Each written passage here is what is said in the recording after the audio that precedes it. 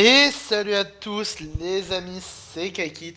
On se retrouve aujourd'hui pour cette cinquième et donc dernière semaine de phase régulière de la Hades Team League saison 2. Et cette semaine, je serai tout seul pour faire la review de cette semaine, simplement parce que voilà, Max n'est pas là et j'avais envie de me faire une petite vidéo un peu solo. Ça change un petit peu. Ça fait longtemps que j'ai pas fait de vidéo en solo. Comme ça, moi, je vais avoir le temps un petit peu de développer tous les points que j'avais envie d'aborder. Et donc, on est parti en attendant pour la récap de cette cinquième semaine, enfin pour le récap de cette cinquième semaine de la Hades Team League. On s'était quitté la semaine dernière, tout simplement, le classement était extrêmement serré à la fin de cette quatrième semaine, tout simplement parce que donc nous, les sorcières des 4, on était donc en première position, suivi de près par les sombres d'hypno, les musiciens et les sirènes de Scylla qui étaient les trois équipes en 2-0-2, mais avec des GA assez différents.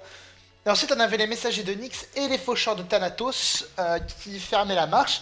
Et on s'était quitté sur une situation assez folle, dans le sens où, eh ben, tout simplement, il y a nous, les sorcières des 4, qui étaient qualifiés pour les playoffs, étant donné que, on n'en avait pas parlé, mais étant donné que, en fait, comme on a 2 victoires et un match nul, et avec les matchs qu'il y a en cours, en fait, on peut pas se faire dépasser par 4 équipes, c'est pas possible. Donc, ce qui se passe, c'est qu'on est déjà qualifié pour les playoffs. On n'en a pas parlé lors de la dernière vidéo, déjà parce que quand on a tourné la vidéo, on s'en était pas encore rendu compte. Déjà, premier fait intéressant.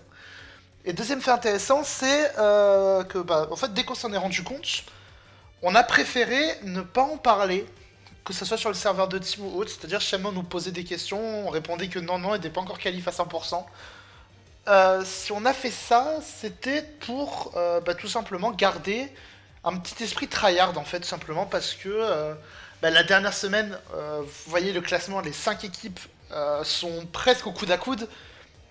Donc déjà forcément la game entre les sirènes de Scylla et notre équipe allait avoir énormément d'importance pour le classement final.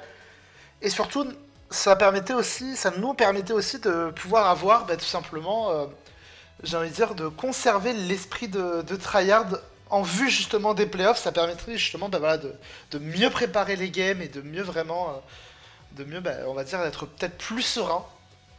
En attendant, voilà, donc le classement, le calendrier de cette cinquième semaine, avec donc les sorcières V4, donc notre équipe contre les sirènes de Scylla. Les sirènes de Scylla, qui sont en 2-0-2, ont quand même un avantage dans le sens où euh, les sirènes de Scylla sont pas dans une mauvaise posture pour la qualification, mais en cas de défaite, les sirènes de Scylla peuvent être dans une situation assez compliquée, surtout selon les scores des autres matchs. Et les autres matchs, c'est assez simple, dans le sens où il faut que les messagers de Nyx et les faucheurs de Thanatos gagnent s'ils veulent accrocher une qualification. Alors que du côté des ombres d'hypnose et des musiciens, une taille suffit, en théorie, à les qualifier. Donc, autant vous dire que ceux qui s'étaient rendus compte dans notre équipe, on a fait beaucoup moins de pression. Parce que, tout simplement, on était en mode, nous, on est déjà qualifié pour les playoffs. On va jouer les games à fond parce que voilà, on a quand même du respect, que ce soit pour les Scylla, que ce soit pour toutes les autres équipes, parce que chaque match va compter. Et donc voilà, et forcément à côté les matchs, ça promettait déjà en fait. Là, le planning faisait tout simplement que ça promettait une cinquième semaine assez explosive pour le coup, et ça a pas manqué. Et de notre côté, le problème c'est qu'on s'est donc incliné sur le score de 7-9. Je trouve que 7-9 c'est un score qui est assez généreux dans l'ensemble. Parce que, et bon voilà, simplement je pense que je vais le dire direct, comme ça au moins on sera fixé. Je pense honnêtement qu'on aurait pu largement mériter on méritait peut-être de perdre un peu plus que ça, sachant que le début de week était assez serré, c'est-à-dire on allait à 3-3, 4-3. Et ensuite, le dimanche a été catastrophique pour nous. Les Scylla ont mis 6 victoires et du coup les Scylla ont assez rapidement claim la win 9-3. Et on a quand même eu la réaction nécessaire pour pouvoir revenir au score. On a pris les 4 dernières games, on est revenu à 9-7, ce qui fait que on a pu quand même, ben, on va dire, sauver l'honneur, même si la game était perdue. Mais au global, on méritait vraiment de perdre cette week parce que je pense qu'il y a des games qu'on a drop trop facilement. Et on va revenir un petit peu plus dans le détail justement. Donc Merax qui gagne 5-0 contre Miniso. Donc Merax qui tient son rang. Voilà, c'est un des piliers de l'équipe, donc il tient son rang. MP5 contre Bluefly. Bluefly, je sais pas, mais attendez, MP5 qui s'incline 3-0. Ça fait partie pour moi des 4 games qu'on doit pas perdre. Enfin, qu'on perd de notre faute. Parce qu'il y a des games on va perdre parce que justement il y a eu, on va dire, ce léger axe. Commencez pas à dire, je prends le axe comme excuse. Mais il y a eu, voilà, il y a eu ce petit moment qui a fait basculer la game dans notre sens, même si la game était vraiment close pour le coup. Donc c'est dommage. MP5, oui, il y a eu du axe qui a achevé la game, mais je maintiens que bah il y a des erreurs avant et les erreurs, bah elles se payent cash dans ce tournoi. Et c'est pour ça que c'est vraiment dommage. Ce sont des erreurs qui sont vraiment évitables. Et surtout, bah, les erreurs évitables permettent tout simplement bah, de ne pas perdre cette game. Donc c'est vraiment dommage. Inasti contre Georgetta. En parlant de game qu'on a un peu throw, Inasti a fait aussi un beau throw, je trouve. Honnêtement, enfin, genre, voilà, tout simplement, bah, Inasti qui perd face à Georgetta. Là encore une fois, vraiment, il y a eu du axe en début de game qu'il a bien mis, mais il y a eu des petites erreurs. Il y a eu des erreurs au niveau de la game, il y a eu des erreurs au niveau de la prep aussi pour Inasti. Ouais, c'est vraiment dommage pour le coup, parce que je pense que c'est une game qui me perd bêtement. Ensuite, je vais m'imposer face à Zena. Cette game était un peu marrante dans le sens où, en mock, franchement, je me suis fait péter la gueule par pas mal de choses en mock. Mais derrière, Zena a ramené, enfin, Zena et sa team ont ramené, bah, tout simplement, je trouve que ce sont les pires sets à ramener contre moi. Mais bon, en tout cas, voilà, ça montre aussi la différence de prep. On a pu discuter un petit peu. Ils avaient préparé d'autres aspects. Enfin, ils s'étaient vraiment focalisés sur Cyril Edge et Grey Ninja dans leur build. Mais voilà, au final, je pense qu'il y avait un problème de build du côté de Zena. Et bon, après, moi, je vais pas dire non. Enfin, je vais pas dire non à prendre la win. Donc voilà, je maintiens mon win streak. Bounty qui fait un excellent tournoi pour le coup, qui s'impose une nouvelle fois face à Shredder. Franchement, Bounty, pour moi, sur ce tournoi, franchement, très belle révélation sur ce tournoi, je vais être honnête. La game qu'il fait, il est on va dire, elle est clean à 90%, parce qu'il y a quand même des tours où tu te dis c'est un crackhead, mais ça passe. Donc bon, en tout cas voilà, Bounty, franchement, très très beau tournoi pour l'instant. Il va encore chercher une win et c'est largement mérité. Lucide qui va s'incliner 3-0 contre Boggy. On reprend ce que j'ai dit pour Inassi. Il y a eu des erreurs de play qui ont coûté très cher. Il y a eu des erreurs de prep qui ont coûté très cher. Et c'est dommage parce qu'encore une fois, c'est une game qui nous file entre les mains. Alors que, ben voilà, on avait largement de quoi remporter cette game. Combat qui s'impose face à Stylo. Franchement, combat pareil, beau boulot. Pas grand chose à redire là-dessus. Orodro contre Rémi 25. Dommage pour Orodro. Il faut savoir qu'au départ, c'était une activity win en faveur d'Orodro parce que Rémi s'était tout simplement pas pointé lors du match. Mais au final, Orodro a. Enfin, le lendemain, donc pour savoir s'il voulait quand même jouer la game ou pas, Orodro a appris, je lui ai dit quand même que nous, de notre côté, on était 100% qualifiés. Et que donc, il allait pouvoir faire ce qu'il veut. S'il veut jouer, il joue. S'il veut pas jouer, il veut garder Activity Win. Il le fait, il garde Activity Win. Il fait ce qu'il veut. Moi, juste, je lui ai appris donc qu'on était qualifié à 100% pour les playoffs. Pourquoi? Parce que je sais que ça peut faire débat, notamment, bah, je sais que ça aurait pu enrager. Par exemple, si une autre équipe avait été éliminée, ça aurait pu poser des soucis et tout. Moi, je vais être honnête. En tant qu'orga, puisque du coup, je suis orga Masquerade Cup avec Max, donc j'ai déjà organisé des gros tournois. Et quand t'es orga, bah, tu préfères, dans la mesure du possible, évidemment, tu préfères que toutes les games soient jouées. Et là, dans le cas Orodro Rémi, déjà c'est une game qui allait potentiellement compter pour le classement final. Et ça a compté d'ailleurs pour le classement final cette game, puisque par exemple, si on avait gardé Activity Win, il y aurait eu 8 partout, il y aurait eu une taille, et ça aurait changé quelque chose plus tard au classement. Mais sauf que ce que je veux dire par là, c'est quand t'es orga, t'as envie vraiment que les games se jouent et tu veux pas qu'une activity win. Surtout en plus, une activity win qui a lieu le samedi soir, il reste le dimanche entier pour jouer. Si t'as moyen de moyenner. Alors, on va nous dire encore une fois, on va nous dire ouais, mais c'est pas l'application stricte des règles et tout. Je suis d'accord. Je suis tout à fait d'accord. Mais pour moi, quand tu es orga, tu préfères que, en général, tu préfères que les games se jouent. Parce que justement, quand les games se jouent, tu sais que vraiment le tournoi a été clean. Et enfin, ça dépend de la politique de chacun. Je comprends tout à fait Sane d'avoir essayé de faire en sorte que la game se joue. Et d'ailleurs, du coup, la game a pu se jouer. Je le comprends totalement sur ce coup-là. En tout cas, c'est dommage du coup au Rodro qui s'incline. Florent qui s'incline contre Noël. Florent, le problème du match-up, c'est qu'il devait break. Il n'a pas réussi à break, donc c'est dommage. Max, le capitaine, qui s'incline de peu face à Odroche. C'était une très belle game pour le coup. Peut-être des petits trucs à droite à gauche qui auraient pu être optimisables, mais en tout cas, vraiment, c'était une game très clean. Et Odroche qui a clutch avec son set de Corvi sur la fin.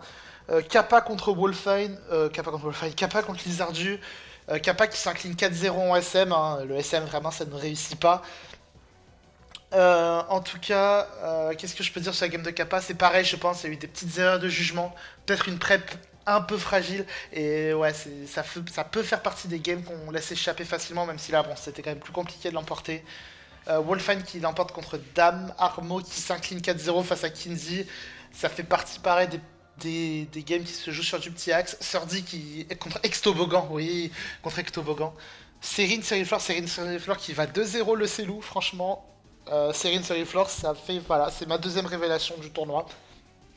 Parce que franchement, le mec il bosse, tout simplement. Le mec il bosse d'arrache-pied sur ses match-ups, il y va, il s'en va, il s'envoie, il fait des mocks, il théorie-craft énormément. Et comme c'est ce qu'on expliquait la semaine dernière, quand il y a du boulot, quand il y a de la prep, ben ça paye tout simplement. Donc ouais, en tout cas bravo à Serine, encore une deuxième victoire pour lui dans le VGC, et surtout ça lui fait le plein de confiance avant les playoffs. Donc franchement ça c'est excellent. Et enfin, MXF face à Braze. MXF avait fait une bonne première week, une bonne première game contre Braze, même si j'avoue que le lead de Braze m'avait beaucoup surpris sur sur la première game. Le lead Kilowatt Snizzle. Mais bon, après, voilà, Braze, Braze le mastodonte du VGC qui va s'incliner, enfin, qui va s'imposer, pardon, du coup, 2-1 au final. Et Mixef sera quand même bien battu, je trouve, et c'est dommage, en tout cas. Voilà, donc une week globale, 9-7 pour les Scylla. Donc forcément, vous en doutez bien qu'avec cette victoire, les Scylla sont qualifiés. Nous, on était déjà qualifiés. Mais ouais, une week, il y a eu des bonnes choses, je trouve, au global, mais c'est une week qui doit servir de rappel. Ça doit servir de rappel, notamment sur le fait que il faut encore être exigeant sur les preps et il faut être attentif sur les plays, notamment quand il n'y a pas de timer vraiment. Il faut pas cliquer trop vite, il faut vraiment rester focus sur les games et vraiment, tout simplement, j'ai envie de dire, pas commencer à partir dans des idées bêtes. Enfin, voilà. J'aurai le temps d'en reparler, je pense, avec les games de la semaine, mais en attendant, enfin, cette week doit servir de rappel parce que là, on va arriver en playoff. Et en playoff, on s'en fout de mettre des gros scores. C'est la première équipe à 9 victoires. Donc là, vraiment, chaque game a une importance capitale sur les playoffs. Donc il va falloir vraiment, je pense qu'il faudra travailler ça. En tout cas, on verra plus tard. En attendant, on va donc passer au game. Et donc, on se retrouve pour les 3 games qu'on va commenter aujourd'hui. On va commencer par 2 games de SV. On va donc commencer par combat contre Stylo. Combat qui a une draft qui est assez bizarre sur le papier, j'avoue, le corps de Poké est assez bizarre. Contre Stylo qui a une draft qui est un petit peu plus classique. En tout cas, en combat, ce qu'on peut noter, c'est encore une fois Combat affronte un Salamence Terra. Il a déjà affronté un la semaine dernière et il en réaffronte un cette semaine. Euh, donc en tout cas, du côté de Combat, là, donc le Chiou Terrafeu. Hein, voilà. Combat, il va tout le temps ramener son Chiou Terrafeu, le Palafin, le Noivern, le Vikavolt, le Ironance et le Screen Tail. Du côté de Stylo, le Rotom Wash, le Salamence qui est Terra Poison pour le coup. Terra qui peut être étonnant en vrai, je trouve. J'avoue que j'ai peut-être pas forcément la vision du Terra Poison. J'essaie de me remémorer ce qu'il y avait dans la draft de combat pour le justifier, mais j'avoue, je trouve assez étonnant. Le Salazar qui était à plante, lui pour le coup, je capte totalement l'idée. Le Great Tusk, le Darkrai et le Ogerpon Rock. On va pouvoir y aller sans plus tarder, comme ça au moins on va pouvoir envoyer, ça va lead le lead Noivern contre le lead Rotom. On va pouvoir taper demi-tour. Pas de Rocky Helmet sur ce Rotom, ça fait plaisir. Le Volt Switch qui va partir pour ramener le Salazzle. Salazzle qui peut être très très dangereux, surtout en plus maintenant on va le voir avec simplement ce set toxique. Donc forcément quand le Salazzle nous reveal toxique, il va reveal Protect, ça c'est pas étonnant. On va tenter de demi-tour, mais bon voilà, le Salazzle va venir nous gratter, on va mettre un Hurricane qui va choper la confu et ça va se taper dans sa confusion. Donc on va pouvoir one-shot le Salazzle. Ça dépend honnêtement la confu, enfin la confu ça dépend vraiment de ce que Stylo a tapé. Pour le coup. Parce que voilà, est-ce qu'il a cliqué sub? Il y a moyen qu'il ait cliqué sub, puisque bon, en général, Toxic Protect, il y a moyen qu'il y ait sub en général. Mais bon, en tout cas, voilà, en tout cas, le miss qui permet vraiment de se débarrasser du Salazzle, parce que je pense que Salazzle aurait pu être vraiment problématique pour la suite, et même si ça aurait pu avoir un avantage si on pouvait forcer un Terra. Et oui, bah du coup, ouais, je pense que le main Terra Poison, c'est pour passer le Scream Tail. Je te trouve ça assez étonnant, mais après, remarque les autres Terra pour passer le Scream Tail, Terra Steel, Terra Ghost, et t'as pas forcément envie de les prendre quand il y a Chiyu en face, donc en vrai, ici. Donc en tout cas, du coup, donc le Noivern qui va prendre le kill sur Salazzle, ça fait un peu plaisir. Le Darkrai qui arrive, Darkrai qui va pas tuer le Noivern, donc on va pouvoir le pivoter pour le chip un petit peu. Il n'a pas l'air d'être mouchoir, il n'a pas l'air d'être Chase Specs, le Darkrai. En tout cas, donc on va pouvoir ramener le Chiyu. Chiyu qui va pouvoir tout simplement envoyer une grosse mandale avec un Terra-Feu, 40%. Normalement, on fait 37% sur un résisté. Voilà. Chiyu Terra-Feu, ça tape. Le Scream Tail qui arrive, qui va permettre le Volt Switch. Enfin, qui n'a pas empêché le Volt Switch. Le Greatest qui arrive, on va pouvoir poser les rocks. Et ça va speed instant du côté de Stylo. Est-ce que c'est plus dans le... Je pense que c'était peut-être plus une optique de setup. Voilà, surtout derrière, il y a le tacle lourd qui va prendre le KO sur ce Scream Tail. C'est dommage. On a quand même pu mettre 2 coups de Rocky Helmet sur ce Great Tusk, donc on prend. Mais en tout cas, on va donc perdre le Scream Tail sans réussir à poser nos rocks. Et c'est le Vikavolt qui vient, le Vikavolt qui va pouvoir poser sa Sticky Web gratos sur la pose des rocks. Le Rapid Spin pour enlever directement la Sticky Web. C'est un peu dommage, je trouve, d'avoir cliqué Sticky Web maintenant. Surtout qu'en plus, Stylo était prêt à laisser mourir son Greatest maintenant en échange des rocks. Donc ouais, c'est un peu dommage, je trouve, de poser la sticky, mais bon, c'est pas grave, on aura pris le kill, juste du coup, on a perdu 20%. Le Ogerpon qui arrive, ça a tapé Cudgel. Ça laisse mourir le Vikavolt. Le Vikavolt était, je pense, surtout là pour Great Tusk, et surtout, en vrai, t'as pas envie que le Vikavolt il se décide de taper une Dance Slam. Ça me paraît hautement improbable face à Vikavolt, mais c'est pas impossible, donc t'as pas envie qu'il tape une Dance Slam gratos. Le Ironess qui arrive, Ironess qui va pouvoir tanker un peu tous les hits, ça va taper demi-tour, et ça va ramener la Salamence, Intimidation, et le Drain Punch qui va faire 14%. C'est un peu dommage. Roti Helmet, et il est spécial, donc le Mens est défensif, on va taper Ice Punch, et on va freeze le Salamence. Alors ça, pour le coup, c'est banger. Ça, je vous cache pas que c'est banger le freeze. Évidemment, à condition qu'il ne se défrise pas. Et on va ramener le Palafan. On va ramener le Palafan dessus. Et le Palafan, on va juste le transformer gratos. On perd du coup l'Iron Hand sur ça. Parce que il va prendre les rocks et du coup il sera en range du Roti. Mais on a pu transformer gratos notre Palafin. Et moi perso, j'appelle ça un peu de l'insolence du côté de combat. Et donc les deux Terra users qui sont morts. Je trouve assez étonnant quand même qu'il n'ait pas cliqué le Terra Poison. Mine de rien. Parce qu'il n'avait pas cliqué le Terra sur son Salazzle. Il aurait pu cliquer le Terra sur son Mens, ça lui aurait enlevé la faiblesse à... Ça lui aurait enlevé la faiblesse à Ice Punch au départ. Est-ce qu'il n'a pas voulu le cliquer pour garder sa Rési à Chiyu? C'est peut-être ce qui était voulu. Notamment parce que Rotom ne vient plus maintenant sur Chiyu comme il a pris un lance-flamme. Mais bon, en attendant, on prend... Et donc c'est Darkrai qui arrive, on ramène Chiyu qui est évidemment mouchoir choix. On va faire un lance-flamme qui va prendre le kill. On l'a dit tout à l'heure, le Rotom ne vient plus. On peut juste spammer maintenant, c'est gratuit, le lance-flamme. Voilà, en plus le Rotom qui va taper Volt Switch, ça va ramener le Ogerpon, on va péter la Sturdy. Là voilà, là on sait que la game est terminée parce que pas la fin est derrière. Ça va taper donc le cudgel et pas la fin va venir clean cette game. C'est donc une victoire de combat. C'était la dernière game de la semaine de mémoire, donc c'était la game pour le 9-7. Mais en tout cas, voilà, combat qui, après un début de. Un début un petit peu compliqué, fait franchement des games très clean. J'aurai le temps de revenir dessus plus tard, mais en tout cas, ouais, franchement, belle game de combat, la game est maîtrisée. La game n'avait plus d'enjeu, certes, mais la game est vraiment maîtrisée, donc à poursuivre pour les playoffs. On passe donc à la game suivante entre Orodro et Rémi25. Donc je vous ai expliqué tout à l'heure, au départ cette game ne devait pas se jouer parce qu'on avait l'activity win. Dans le sens où ben, voilà, Rémi avait plus d'une demi-heure de retard et bah, tout simplement les sirènes ne se sont pas manifestées pour envoyer quelqu'un. Comme je l'ai dit, comme je l'ai déjà expliqué tout à l'heure, pour moi, je préfère quand les games se jouent, notamment en dernière week de playoff.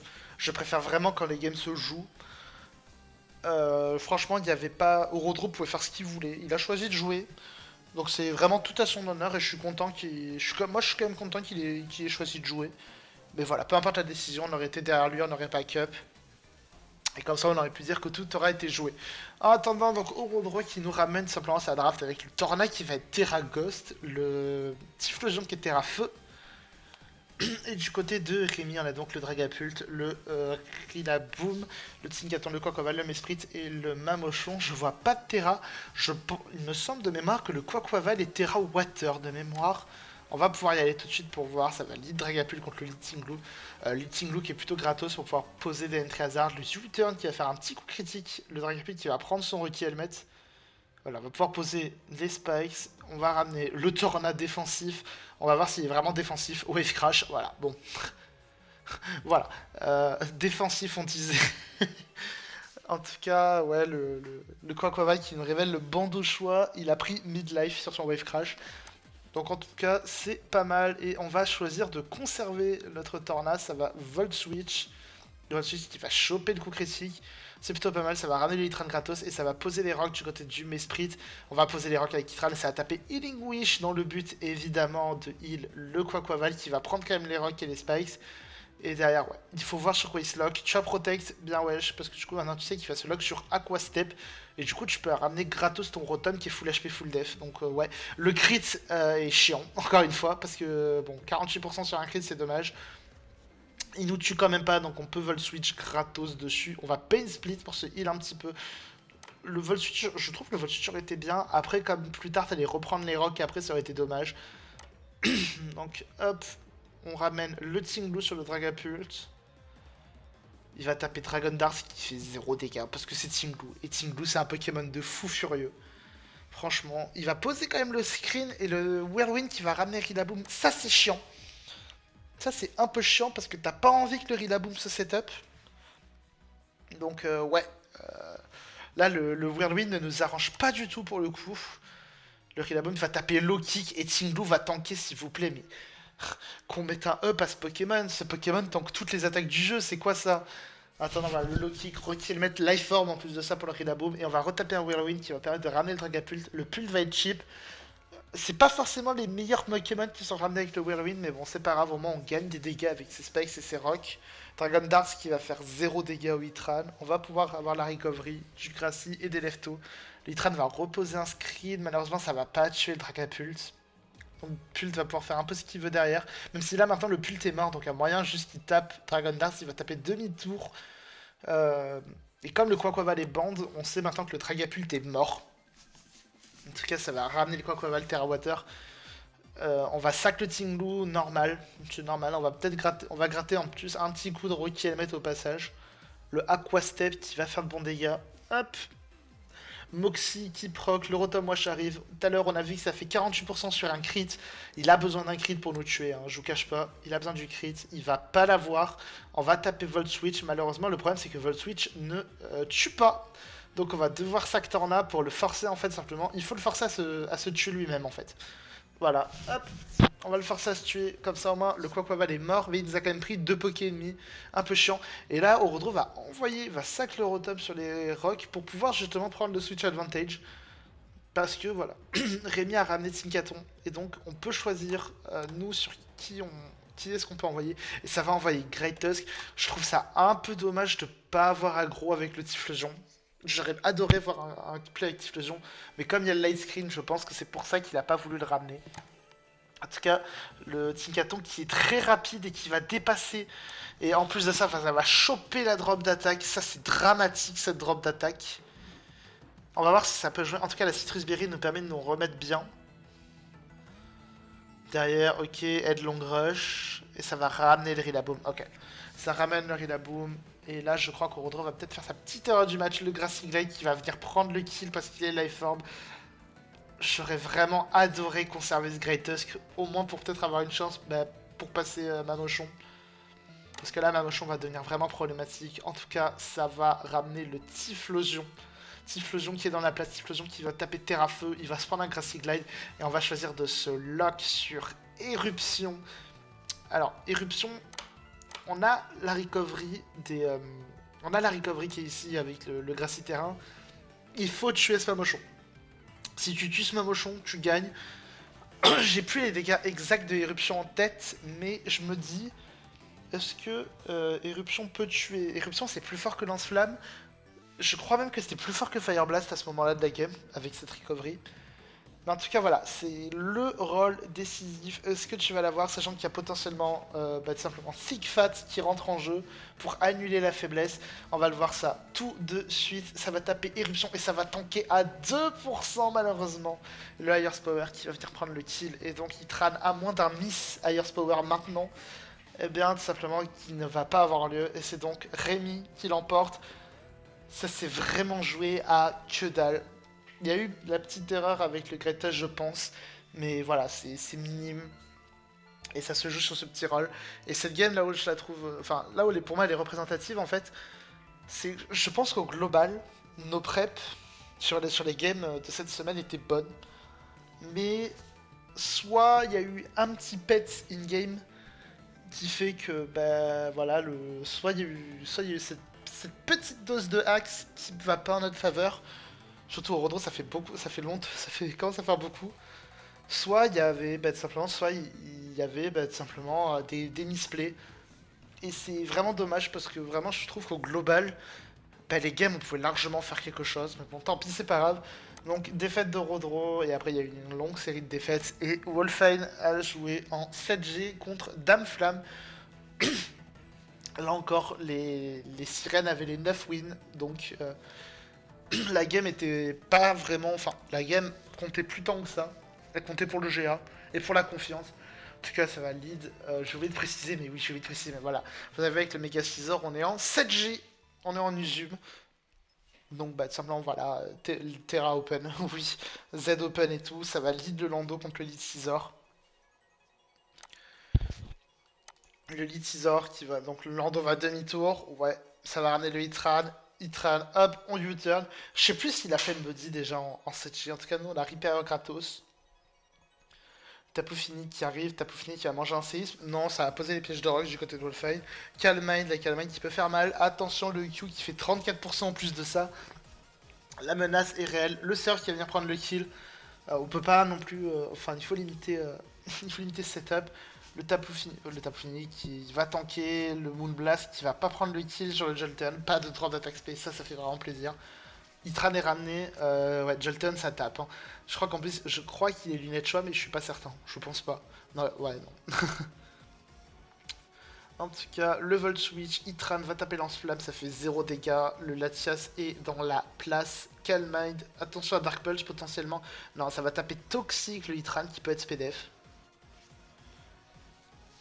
Le Shimmin qui est ramené. Est-ce qu'il a tapé? Il a tapé Surf, malheureusement, c'est dommage du côté de Wolfine. De reveal le Surf maintenant. Et c'est un Healing Wish qui part sur le Z. Oh, c'est terrible. Oh, alors ça... oh, ça, c'est catastrophique. Le Healing Wish Scarf qui part dans le vent. Enfin, le Healing Wish Scarf qui proc avant le Z et le Z qui part dans le vent. Ça, c'est catastrophique. En tout cas, voilà, ça a pu revive le Tapoufini. Et maintenant, le Hitran qui va pouvoir tanker. Et ouais, voilà, c'est dommage, en tout cas c'est dommage du côté de Wolfine. Il a quand même pu faire des dégâts sur ce Hitran, mais ouais, c'est terrible de perdre ça. Le Lando, attention, 0-8 qui se fait dépasser, bah alors... Bah alors, t'as pas d'infos sur le Scarf, mais quand même, enfin, bon. T'as pas d'infos si c'est un Scarf ou une Life Orb, parce que tu prends le pari de c'est pas Scarf. C'est dommage. En tout cas, ouais, Dame Flamme qui donne gratos le zéroïde, on prend. Ça ramène le Lando évidemment, on va pas ramener la Tiaz qui sert plus à rien. Hop, le petit demi-tour qui va venir prendre le kill. Le Lopuni méga, je crois. Non, c'est pas méga. Ah si, il y en a un que ce soit méga. Si, c'est méga Lopuni, faut qu'il y ait un Lopuni. Il va pas choisir de pas méga, il va juste cliquer retour sur le Hyper Voice pour pas avoir la faiblesse au type Ferry. Et maintenant il va méga pour taper retour. Est-ce qu'il va prendre le kill? Non, il ne prend pas le kill. Hyper Voice prend le kill en revanche. Il a pu donc envoyer pas mal de dégâts. Le Tapu Fini qui arrive. Tapu Fini qui peut setup avec des Calmine, donc c'est vraiment dangereux. Ça ramène quand même le Lando sur la Calmine. Wolfine a quand même 3 pokés qui tapent sur le spé et Scizor, bah Scizor ne peut pas prendre le kill. Tu as besoin d'affaiblir ce Tapu Fini, c'est donc taper la Sludge Wave. Sludge Wave qui met 42%, le Sort qui va évidemment prendre le KO. Jolteon qui va devoir venir, ça fait un petit 50-50. Est-ce que ça va taper ou non le bon move? Ça va taper T-Bolt, mais on a vu que le Jolteon n'est pas lock. Par contre, le Lando est Scarf, lui. Oi, oi, oi. Le Lando est Scarf, et donc le Jolteon va mourir 2 contre 2. La game est tendue. Le Bullet Punch qui va choper le crit, 70%, c'est tanké, mais le Lando va rester pour taper EQ. Et là, voilà, là maintenant le but, il faut mettre en range ce Tapu Fini, il faut taper ce Tapu Fini, tu n'as pas le choix. Tu n'as pas trop le choix du côté de Wolfine, mais en tout cas, la game est gagnée côté Wolfine parce que, hop, la PC Feu, le Bullet Punch qui a pu mettre en range, et le Sylveon qui va taper. Est-ce qu'il tank? Il tank, pas de crit. Et donc la victoire de Wolfine sur le score de 1-0. Ça s'est joué à un poil de cul. Ça s'est vraiment pas joué à grand chose. Et je me pose une question, je me dis, est-ce que si Damflam avait tapé Calm Mind, est-ce qu'il n'avait pas gagné la game? Je me pose vraiment des questions. Parce que je me dis... Oh non, pardon, il était à 4%, j'ai raconté n'importe quoi. Pardon, j'ai raconté n'importe quoi. Oui, non, non, excusez-moi, j'ai dit une grosse bavure, donc ouais, il fallait que ça crit le Moonblast, c'est dommage. Et donc, c'est une victoire de Wolfine sur le score de 1-0. Wolfine qui fait, mine de rien, son petit tournoi. Il a pris des grosses défaites dans le tournoi. Mais, voilà, il fait son petit bout de chemin, il fait ses petites games tranquilles. Je crois qu'il est en 2-3 de mémoire. 2-3 ou 3-2? Non, il est en 3-2. Il est en 3-2. Donc il termine quand même en positif en Uzum, c'est vraiment pas mal. Je crois que c'est le seul slot qui nous a rapporté des victoires en Uzum, c'est terrible.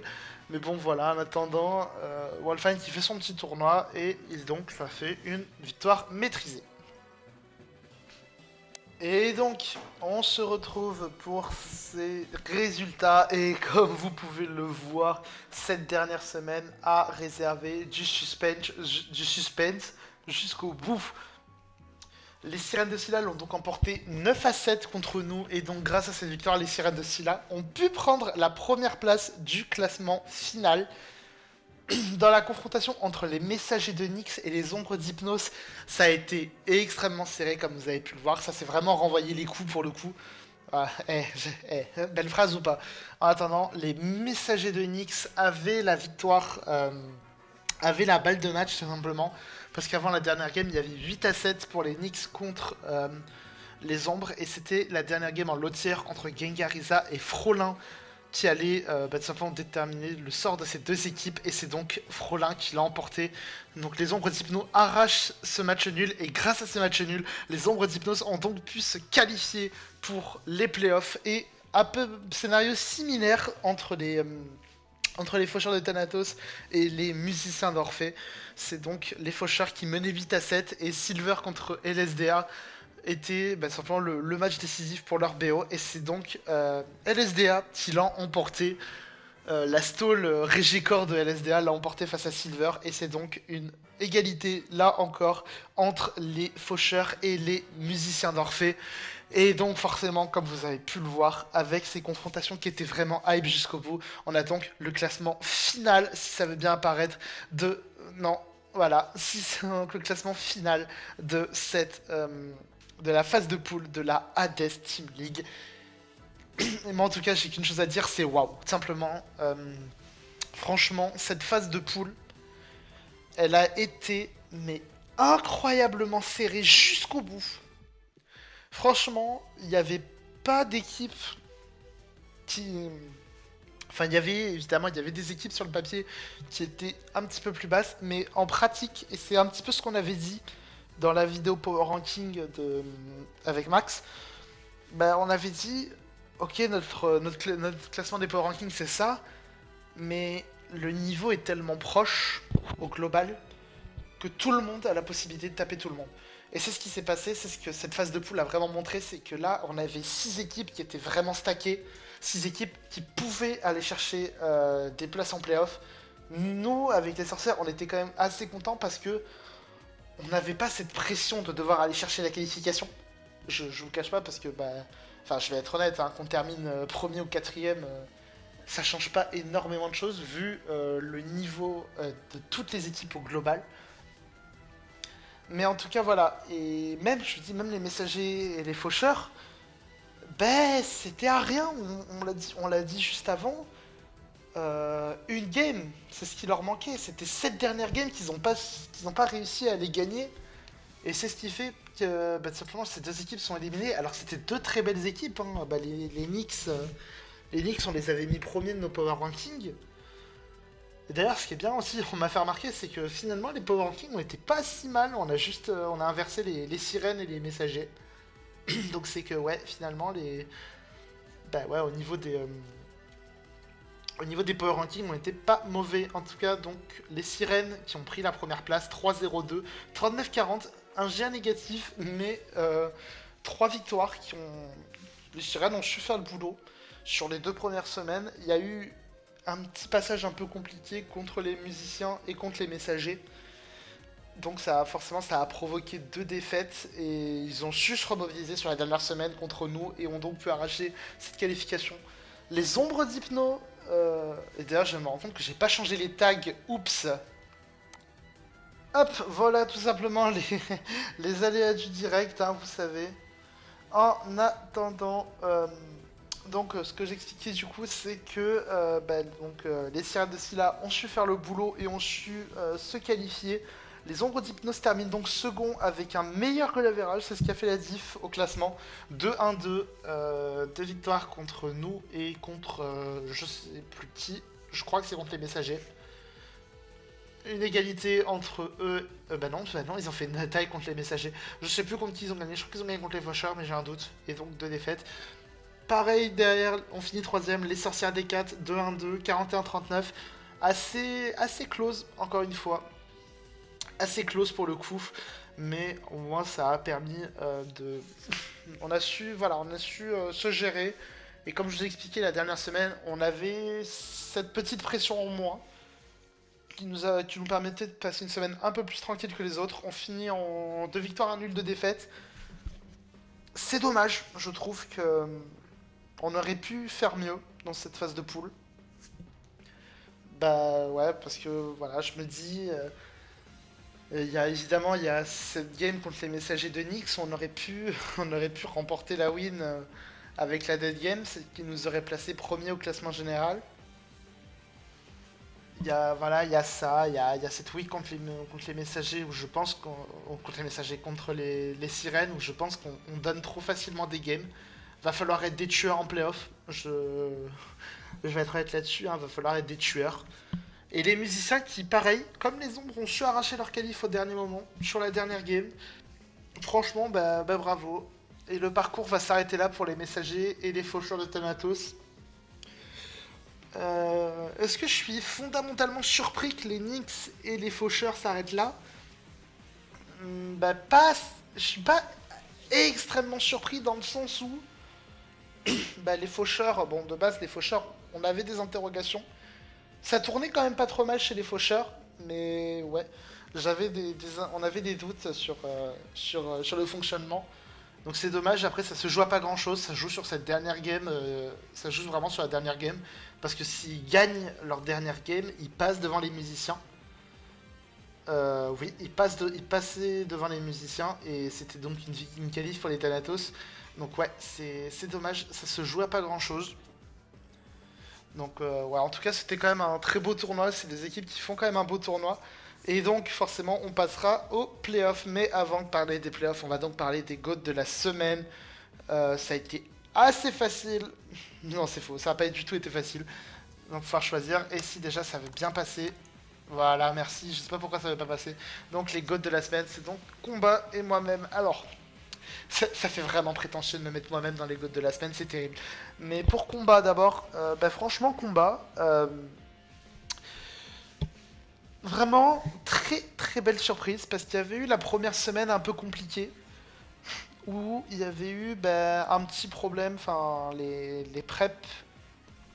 Je pense qu'il y avait eu la première semaine où la prep c'était pas trop ça. Que ce soit sur l'investissement, que ce soit sur les preps lors de la game. Est-ce qu'il y avait pas énormément de dispo, je sais plus. Mais en tout cas voilà, il y avait eu un petit problème là-dessus. Week 2 il a été bench. Et au week 3, quand il est revenu quand il est revenu dans la line-up, on a eu un changement radical. Ça a été assez exceptionnel pour le coup, je trouve. Franchement, le coup de. Je m'absente une semaine, je comprends la leçon. Je sais pas comment il l'a vécu. Mais ouais, en tout cas, franchement, l'évolution entre la week 1 et les autres weeks. Et c'est pareil, du coup, cette dernière game qui a été vraiment maîtrisée. Donc, il y avait du petit axe, évidemment, qui a été en sa faveur. Mais ouais, vraiment, cette dernière game qui a été maîtrisée. Et surtout, bah, l'implication globale. Et là, forcément, dans la section des GOAT de la semaine, j'ai envie de mettre trop de GOAT de la semaine. C'est ça le problème. J'essaie de me limiter j'essaie de me limiter pour pas mettre tout le monde. Mais ouais, combat, ça. Au niveau implication, que ce soit sur les mocks, sur son build et tout, vraiment, très belle réussite, je trouve, pour cette semaine. Je dis pas que les autres bossent pas, évidemment. Franchement, je pense à Flo, je pense à Serine, je pense à Bounty. Vraiment, ça s'envoie et ça fait plaisir. Franchement, en team tour, ça fait vraiment plaisir de voir des gens qui s'envoient parce que derrière, ça motive aussi les autres. Donc, ouais, en tout cas, combat beau boulot. Et j'ai décidé arbitrairement de me mettre moi-même en GOAT de la semaine. Bah, tout simplement parce que j'aurai le temps de revenir dessus en vidéo. Je pense que j'aurai le temps de revenir dessus. Vraiment, le mec, déjà, s'envoie une première fleur en se mettant GOAT de la semaine, et s'envoie une deuxième fleur en disant non, mais je ferai une vidéo sur moi. Mais, mais enfin, voilà, en fait, simplement, je me mets en GOAT de la semaine parce que je suis dans mon tournoi pour l'instant. Je suis en 5-0, je suis en perfect en phase de poule. Je crois que je suis le seul en SV à avoir fait 5-0 en poule. Et bah en fait j'ai vraiment pour l'instant je suis dans mon tournoi, je suis dans mon élément. Je suis vraiment lock-in. J'ai une draft bah, que je trouve vraiment excellente. Hein. Greninja, Cérulette, etc. C'est débile encore offensif. Et derrière j'ai mes mons double KO, j'ai des mons qui me permettent de tempo. Enfin j'ai une draft avec. Et vraiment je trouve en fait ma phase de poule. Les 5 games que j'ai fait en phase de poule. Ben, je me rends compte que j'ai pas été inquiété sur les 5 games. Alors, c'est pas pour manquer de respect à mes oppos, hein, loin de là. Mais je trouve que mes 5 games, je suis dans un contrôle que je trouve assez délirant. Je suis vraiment content de pouvoir sortir des perfs comme ça. Parce que mes preps sont carrés. Mes plays, mon game plan, tout est carré, je trouve. Et bah, franchement, moi, ça me fait plaisir quand je vois quand je vois les perfs que je sors pour l'instant. Évidemment, l'objectif, c'est que ça continue pour les playoffs. Mais ouais, là, pour l'instant, en fait, ça me fait plaisir d'être vraiment serein quand je joue. Et juste avoir ce sentiment de ne pas être menacé en mode ma draft a toujours des ressources pour faire d'autres trucs. Enfin, c'est vraiment un pur kiff pour l'instant. Je m'éclate dans ce tournoi. Et évidemment, je compte bien continuer. On va donc passer aux demi-finales.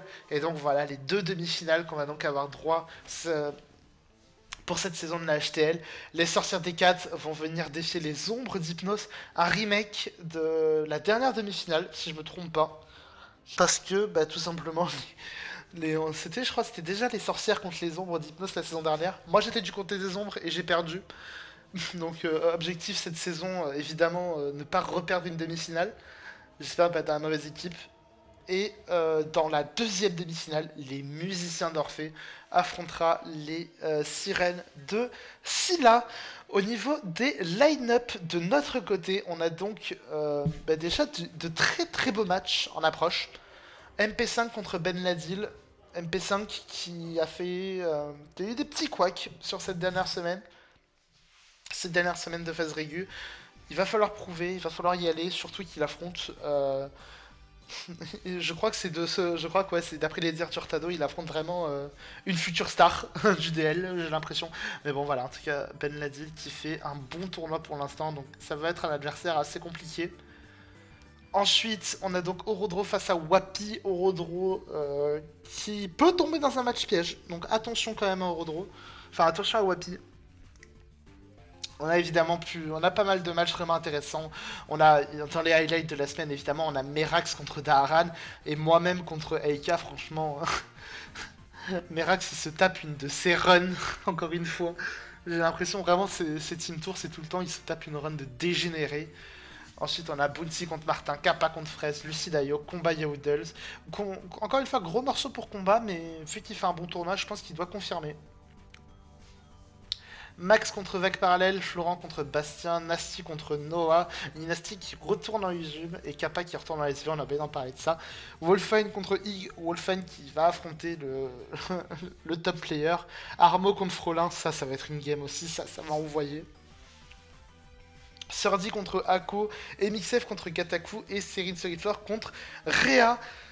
Ça va être une grosse semaine, franchement, pour cette demi-finale. Et évidemment, ça va aussi être une grosse semaine pour l'autre demi-finale entre les musiciens d'Orphée et les sirènes de Scylla. Et donc, je vais quand même, vous inquiétez pas, je vais me mouiller, je vais envoyer mes pronostics, hein, ne vous inquiétez pas. Je sais que je peux paraître assez cash là-dessus. Mais pour moi, genre, enfin, mes pronostics, je vais pas dire sont assez one-sided, mais pour le coup, c'est un truc que j'avais déjà parlé avec les sirènes, enfin avec certains joueurs des sirènes. C'est que je trouve que la line-up SV chez les sirènes de Scylla, elle est compliquée. Il y a des joueurs, il y a des joueurs corrects. Hein. Enfin, il y a quand même des bons joueurs. Il y a Rémi 25, il y a Shift qui est de retour. Mais après, j'ai vite l'impression que ça drop. Donc évidemment, il faut que les preps soient carrés du côté des sirènes. Ça marche pour l'instant. Parce que voilà, les sirènes sont en 3-0-2. Les sirènes nous ont battus. Donc ça marche. Il faut que ça continue en playoff. Et surtout, il faut que...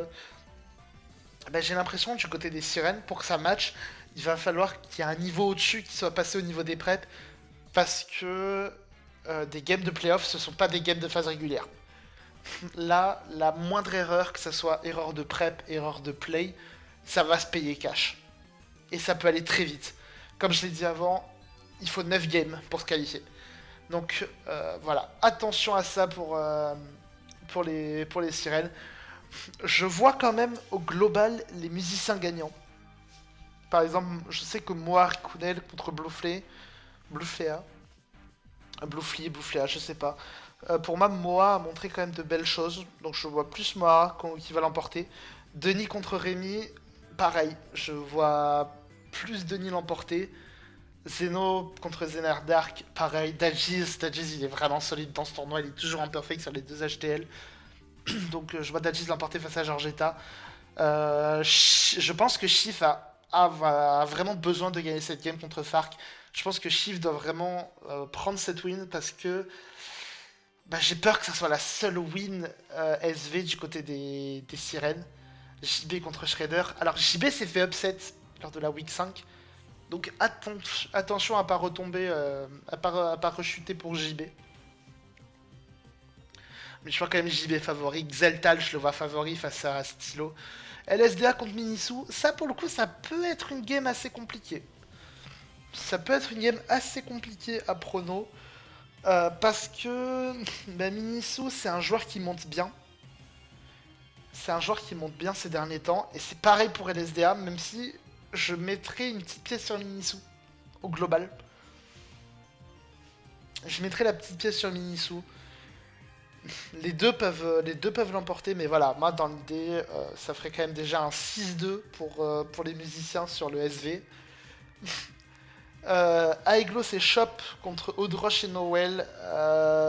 Odrosh devrait, je pense, l'emporter contre Aeglos sans grande surprise. Par contre, Je vois plus Chop l'emporter contre Noël. Alors la game peut être très close pour le coup parce que je sais que Chop fait pas un bon tournoi et Noël fait quand même un tournoi qui est plutôt pas mal. Donc pour le coup la game peut vraiment être très close, mais je verrais peut-être une victoire de Chop parce que on connaît les strats cheese à la con de Chop. Je pense que ça peut clutch. Ensuite on a Lou contre Dame Flamme. Lou je l'aime bien, mais Lou c'est pas son tournoi malheureusement. Je crois qu'il est en 0-4. C'est compliqué pour Lou. Évidemment, je lui souhaite que ça soit sa game clutch. Lui, c'est un bon pote à moi. Je lui souhaite que ça soit cette game clutch pour lui, mais je partirai quand même sur Dame Flamme. Pareil, je partirai quand même sur Lizardu contre Excalibur parce que Lizardu, c'est joueur plus expérimenté, notamment en SM. Donc je pense que ça peut être compliqué pour Excalibur. Max Omega contre Ectobogan, là pour le coup, je vais plus mettre Max Omega contre Ecto. THS contre Kinsey, pareil, je veux plus THS l'emporter. Et les duels de VGC ça va vraiment se taper. Hein. Ça va se taper fort. Embra contre Braze et Éradication contre le Célou. Braze me semble vraiment imprenable en VGC sur cette saison. Donc à voir. Après, Mdra peut le faire tomber. Mais pour moi, je vais mettre un partout entre les musiciens et les sirènes. Je vais mettre Braze et je vais mettre Éradication. Donc au global, si j'ai bien suivi, normalement ça devrait faire 9-7. Mon pronostic, 9-7 pour les musiciens d'Orphée contre les sirènes. Merci à vous d'avoir suivi cette vidéo un petit peu différente. Voilà, j'étais en solo. J'ai raconté un petit peu tout ce que j'avais à dire. Comme ça, au moins, ça me permettait un petit peu voilà, de parler tranquillement. Afin de pouvoir faire la récap et surtout la preview de la prochaine week. On verra donc ce que ça donne de notre côté, et notamment sur cette demi-finale, vraiment, on a moyen de faire quelque chose, je pense, contre les ombres d'hypnose. Je pense vraiment qu'on peut aller chercher quelque chose, on peut aller chercher cette finale. On verra bien ce que ça donne. J'espère que cette vidéo vous aura plu. N'hésitez pas, comme d'habitude, on like, on commente et on s'abonne. Ça me fait plaisir tout simplement. Et ça me permet de me motiver à faire d'autres vidéos. En tout cas, on se retrouvera donc la semaine prochaine pour la review de cette demi-finale. Et je l'espère, la preview de la finale. C'était Kaikit et juste Kaikit. Ciao tout le monde.